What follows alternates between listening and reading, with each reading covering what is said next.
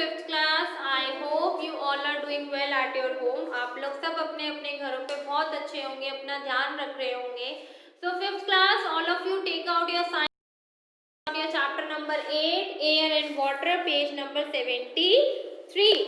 तो आपका जो चैप्टर है, chapter number 8 air and water, हवा और पानी के बारे में ये पूरा चैप्टर है कि कैसे एयर कैसे अपने मतलब एयर को ना हम देख सकते हैं, ना हम उसको सूंघ सकते हैं, ना टेस्ट कर सकते, but we can feel the air. हम क्या करते हैं, बट एयर को हम फील कर सकते हैं। ऐसे ही वाटर का है, वाटर को हम देख सकते हैं, फील कर सकते हैं, ठीक है, पी भी सकते हैं, बट वाटर का कोई पर्टिकुलर शेप नहीं होता। ऐसे ही एयर का कोई शेप नहीं होता। तो इसी के बारे में अब हम इस चैप्टर में रीड करेंगे। आप air and water both are essential for us. Air और वाटर क्या है, दोनों हमारे लिए बहुत ज्यादा जरूरी है। We can not live without them. और हम हवा और पानी के बिना, एयर और वाटर के बिना हम जिंदा नहीं रह सकते। Plants also depends on them. और प्लांट्स भी एयर और वाटर पे डिपेंड है। Life is possible on earth due to the presence of air and water. और लाइफ जो है पॉसिबल है अर्थ पे, क्योंकि हमारी अर्थ पे एयर और वाटर अवेलेबल है, तभी हम ह्यूमन बीइंग अर्थ पे एग्जिस्ट कर सकते हैं। फर्स्ट है atmosphere. Our earth is surrounded by a blanket of air is called atmosphere. हमारे अर्थ चीजें मतलब is surrounded by a blanket, एक एयर का मतलब पूरी लेयर है। मतलब जैसे कि हमारी अर्थ को एक कंबल मिला हुआ है एयर का, उस पूरे ब्लैंकेट ने हमें ढका हुआ है, उसको क्या बोलते हैं, atmosphere. The atmosphere extend to a height of about 300 kilometre above the earth surface. और जो एटमॉस्फेयर की जो एयर है हमारे अर्थ के प्लैनेट के ऊपर 300 किलोमीटर तक ऊपर तक ये पूरे एटमॉस्फेयर है। As we go up higher up in the atmosphere, the amount of air become lesser। और जैसे जैसे हम एटमॉस्फेयर के ऊपर जाते जाएंगे, जितना हम जाएंगे एयर का, वहां पर एयर का प्रेजेंस कम होता जाएगा। उसके बाद है, देखो आप पिक्चर देख रहे हो, एटमॉस्फेयर अराउंड अस क्या क्या है एटमॉस्फेयर में, एयर है, वाटर है, ये दोनों चीजें हमारे पास अवेलेबल है। देन है लेयर्स ऑफ एटमॉस्फेयर। हमारे एटमॉस्फेयर में कितनी लेयर्स प्रेजेंट है, तो हमारे एटमॉस्फेयर में प्रेजेंट है 5 layers. Troposphere, stratosphere, mesosphere, thermosphere और एक्सोस्फेयर। तो आपका यहाँ एक छोटा सा एक्स्ट्रा क्वेश्चन बनता है, एक छोटा सा आपका एक्स्ट्रा क्वेश्चन बनता है यहाँ पर। Right it down in your copies. Class fifth class अपनी अपनी कॉपीज ओपन करके आज की डेट डाल के ये क्वेश्चन करो।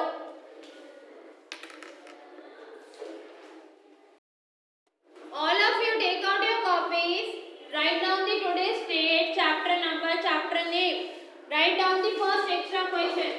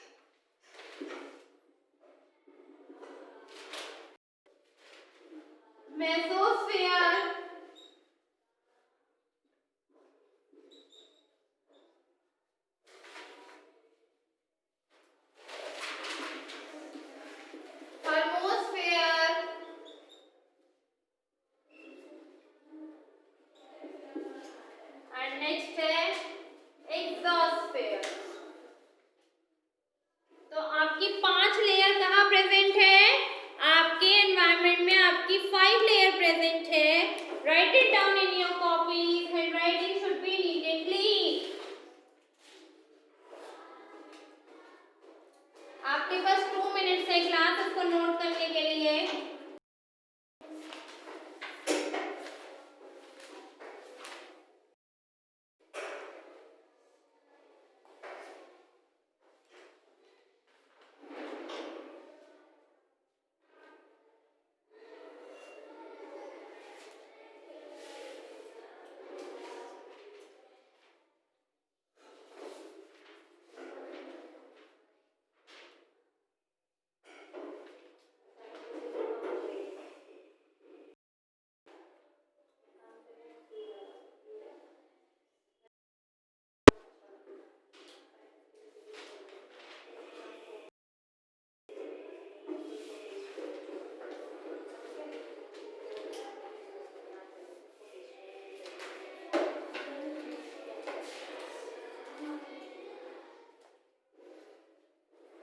What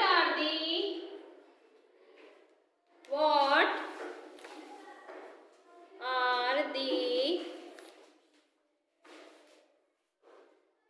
layers of atmosphere?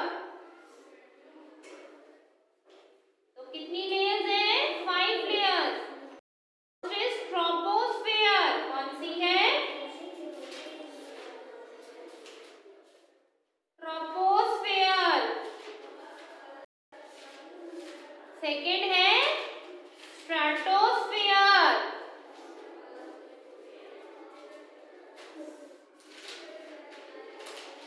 Third है आपकी मेसोस्फेयर। फोर्थ है थर्मोस्फेयर एंड फिफ्थ है एक्सोस्फेयर। अब हम इनके बारे में पढ़ेंगे क्लास। फर्स्ट है आपकी ट्रोपोस्फेयर। क्या है? It is the lowest layer of the atmosphere. ये एटमॉस्फेयर में सबसे नीचे सबसे लोएस्ट है। It contains water and gases, mostly oxygen and nitrogen. और इसमें क्या है? इस लेयर में मोस्टली क्या है? वाटर और गैसेस है, जिसमें क्या है? ऑक्सीजन और नाइट्रोजन प्रेजेंट है।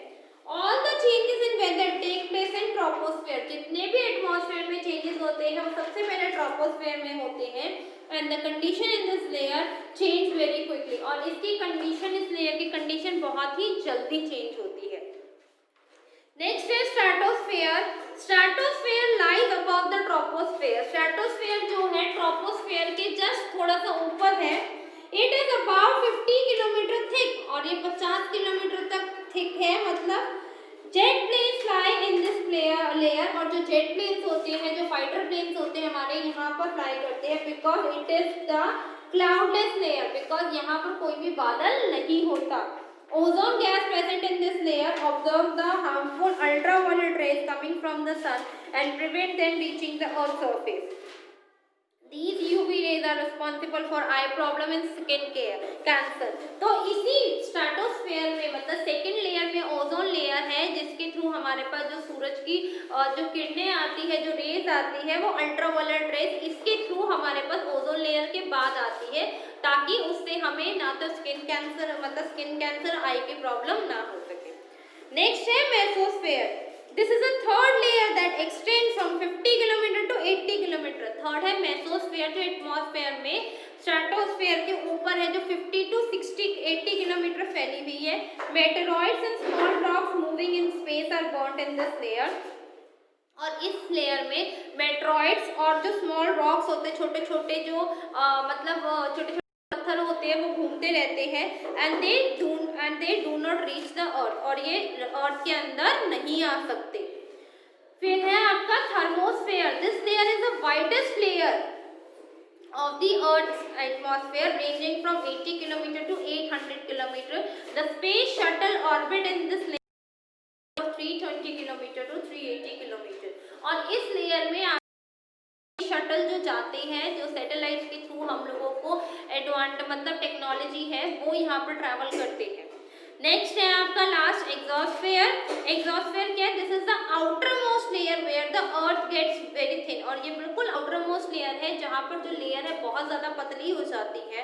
Here the earth atmosphere becomes a part of the space, और यहाँ पर अर्थ स्पेस मतलब पार्ट बन जाता है स्पेस का, यूनिवर्स का। Ionosphere another layer is found in the atmosphere, it overlap both the exosphere and the thermosphere.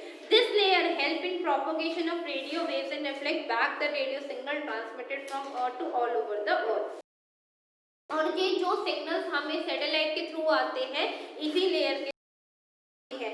अब आपको ये लेयर्स ऑफ एटमॉस्फेयर का डायग्राम नजर आ रहा है क्लास? अपनी अपनी बुक्स में देखो, आपको पेज नंबर 74 पे लेयर्स ऑफ एटमॉस्फेयर का डायग्राम है, वो आप लोगों ने अपनी अपनी कॉपीज में ड्रॉ करना है। क्या करना है? अपनी अपनी कॉपीज में ड्रॉ करना है। जहां आपने ये क्वेश्चन लिखा है इसके जस्ट नीचे आपने ये अपना पूरा ड्रॉ करना है, अपनी अपनी कॉपीज में क्या करोगे? ड्रॉ करोगे।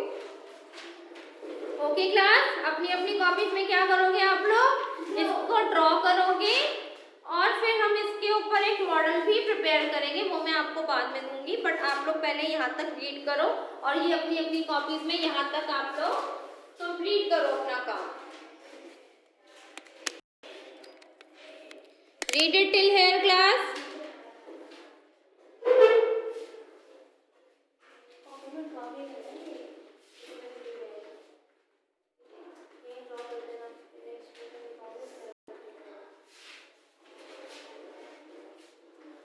Read it class, you have 1 minute to read it.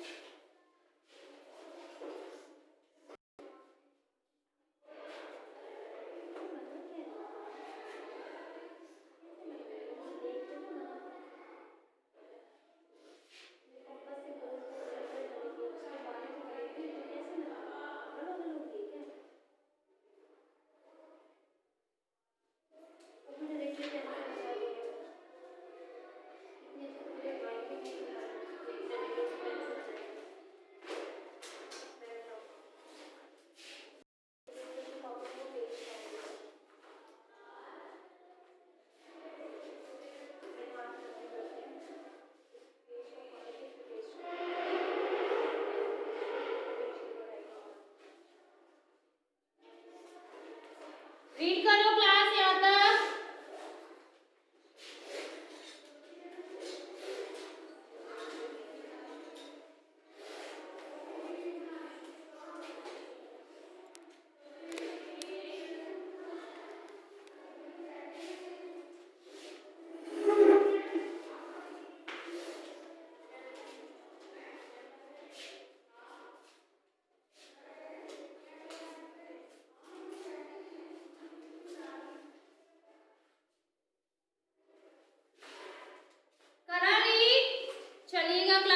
चलते हैं।